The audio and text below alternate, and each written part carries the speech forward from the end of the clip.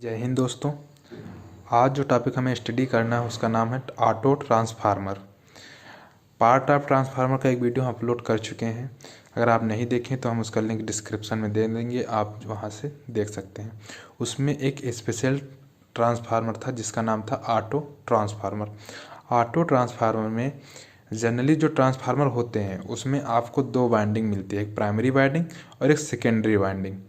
और auto transformer में एक ही वाइंडिंग को प्राइमरी तथा सेकेंडरी वाइंडिंग की तरह कार्य किया जाता है, इसलिए यह एक स्पेशल ट्रांसफार्मर के रूप में आता है तथा इसकी कैटेगरी जो है वो स्पेशल ट्रांसफार्मर के कैटेगरी में रखा गया है, जो कि आज हम अभी स्टडी करेंगे कैसे काम करता है। चलिए स्टार्ट करते हैं। फिर जो आप फिगर देख रहे हैं, ये वाला फिगर, इसमें आप ये वाइंडिंग देख रहे हैं, ये हमारी प्राइमरी वाइंडिंग है। तो इसी प्राइमरी वाइंडिंग को हम यहाँ पे मिडिल में जहाँ पे हमारा दिखा है, इसको हम कोई पॉइंट दे देते हैं, यस दे देते हैं। तो इस पॉइंट को हम टैपिंग पॉइंट कहते हैं। इसी पॉइंट को टैप करके हम सेकेंडरी वाइंडिंग का कार्य लेते हैं। इससे मीन्स हमारा इनपुट इधर से जाएगा, हमारा इनपुट हो गया, और आउटपुट हमारा यहाँ मिलेगा। लेकिन वाइंडिंग हमारी केवल एक ही वाइंडिंग है, तो इसी वाइंडिंग को हम सेकेंडरी वाइंडिंग की तरह कार्य करेंगे। कैसे? तो यहाँ से हमारा इनपुट वोल्टेज आ रहा है, तो ये हमारी प्राइमरी वाइंडिंग की आ गई। अगर हमें बीच में टैप करके हम इतने को हम सेकेंडरी वाइंडिंग बना लेते हैं, जैसे यहाँ पे लिखा होगा N2, ये हमारा सेकेंडरी वाइंडिंग, क्योंकि हम लोड जो कनेक्ट कर रहे हैं वो इसमें कनेक्ट कर रहे हैं, केवल इसमें और इसके बीच में। तो यहाँ पे हम टैप किए, ये टैपिंग पॉइंट होता है। इतनी जो वाइंडिंग है हमारी, ये सेकेंडरी वाइंडिंग की तरह कार्य करेगी, इसीलिए इसको ऑटो ट्रांसफार्मर कहते हैं तथा वेरिएबल ट्रांसफार्मर भी कहते हैं। कई नाम हो सकते हैं, ऑटो ट्रांसफार्मर तथा वेरिएबल ट्रांसफार्मर। अगर हमें स्टेप अप करना है तो इसको हम बढ़ाएंगे टैपिंग पॉइंट को, स्टेप डाउन करना है तो हम टैपिंग पॉइंट को नीचे करेंगे। तो ट्रांसफार्मर करेगा काम वही, स्टेप अप और स्टेप डाउन, बस इसमें वाइंडिंग केवल एक होती है, इसलिए एक स्पेशल ट्रांसफार्मर हो जाता है। जनरली आप देखते होंगे तो कुछ सिंबल ऐसे होता है ट्रांसफार्मर का, जिसमें प्राइमरी वाइंडिंग हमारी होती है और सेकेंडरी वाइंडिंग होती है। बट इसमें ऐसा कुछ नहीं, इसमें केवल एक वाइंडिंग होती है, जो प्राइमरी वाइंडिंग होती है उसी को टाइपिंग करके हम सेकेंडरी वाइंडिंग उसी में निकाल लेते हैं। ये ट्रांसफार्मर हमें सिंगल फेस तथा 3 फेस दोनों में अवेलेबल होते हैं। बट जनरली इसका यूज़ जो किया जाता है वो सिंगल फेस में ही किया जाता है, क्योंकि थर्ड फेस में इतना एफिशिएंसी इसकी अच्छी नहीं मानी जाती है। ये मैक्सिमम यूज़ किया जाता है वो सिंगल फेस में यूज किया जाता है। क्यों, अभी आगे बता रहे हैं आपको। इस ट्रांसफार्मर की अगर सिद्धांत की बात किया जाए, इस ट्रांसफार्मर का सिद्धांत भी बिल्कुल सेम टू वाइंडिंग ट्रांसफार्मर की तरह ही हो, यानी 2 कुंडली वाले ट्रांसफार्मर, जो बेसिकली आगे हम पढ़ चुके हैं, उस ट्रांसफार्मर की तरह ही इसका भी सिद्धांत होता है। और इसमें ज़्यादा कुछ नहीं अंतर है, बस इसकी एडवांटेज की बात कर लेते हैं। एडवांटेज यानी लाभ और हानि की बात।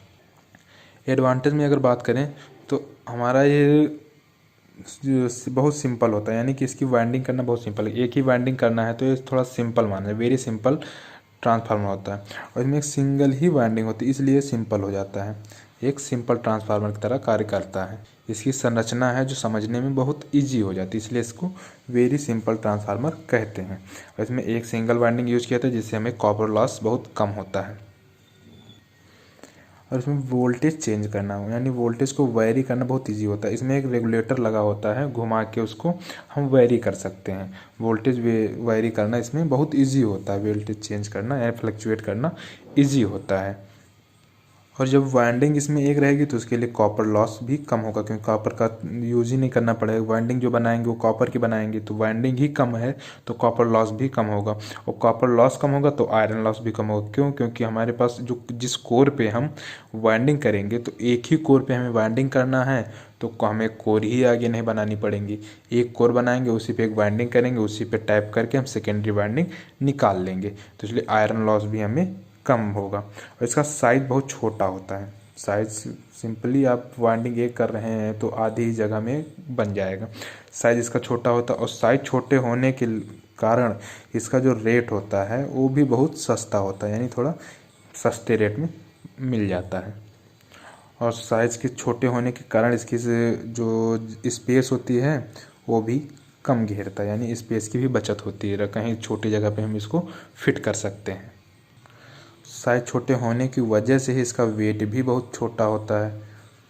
वेट छोटा मतलब कम होता है, वेट भी बहुत कम होता है, जिसको हम इजीली इधर से उधर ट्रांसपोर्ट कर सकते हैं या ट्रांसपोर्टेशन में हमें इजी होता है।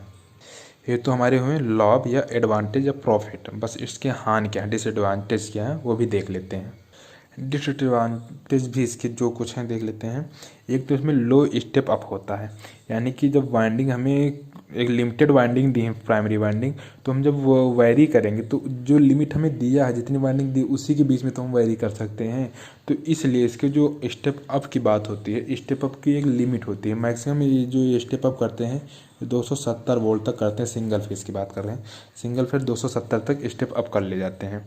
और उसी प्रकार से ये हाई पावर में यूज़ नहीं किया जा सकते हैं, क्योंकि स्टेप अप ज़्यादा कर ही नहीं पाते हैं, तो इसका ड्रॉबैक्स है। बट यूज किया जाता है जनरली सिंगल फेज में ही यूज किया जाता है। थर्ड फेज के लिए बनाया जा चुका है थर्ड फेज का ट्रांसफार्मर, लेकिन यूज़ कम किया जाता है। और इसमें शॉक लगने के चांस ज़्यादा होते हैं, क्योंकि इनमें जो वाइंडिंग होती है, आप देखे होंगे इस तरह की वाइंडिंग होती है और बीच में इसको टैपिंग किया जाता है और ये हमारा लोड कनेक्ट कर दिया जाता है। तो ये जो वाइंडिंग, प्राइमरी वाइंडिंग तथा सेकेंडरी वाइंडिंग आपस में इलेक्ट्रिकली कनेक्ट होते हैं, यानी कि सीधे कनेक्ट होते हैं। म्यूचुअल इंडक्शन के बात नहीं आती है, ये सीधे इलेक्ट्रिकली कनेक्ट होते हैं। तो इलेक्ट्रिकली कनेक्ट होने पर इस पर इनपुट में अगर हम पावर दे रहे हैं तो आउटपुट में हमें पावर मिलता रहेगा, तो इसलिए शॉक लगने का चांस ज़्यादा है। जो हमारे जनरली ट्रांसफार्मर वो डबल वाइंडिंग वाले होते हैं वो इलेक्ट्रिकली कनेक्ट नहीं होते हैं, इसलिए उसमें शॉक लगने के चांस कम होते हैं। तो इसमें एक ड्रॉबैक्स ये है कि शॉक लगने के चांस ज़्यादा होते हैं। यहाँ तो स्टेप अप की बात बताई, अगर स्टेप अप डाउन की बात देखा जाए, स्टेप डाउन में काम अच्छा करता है।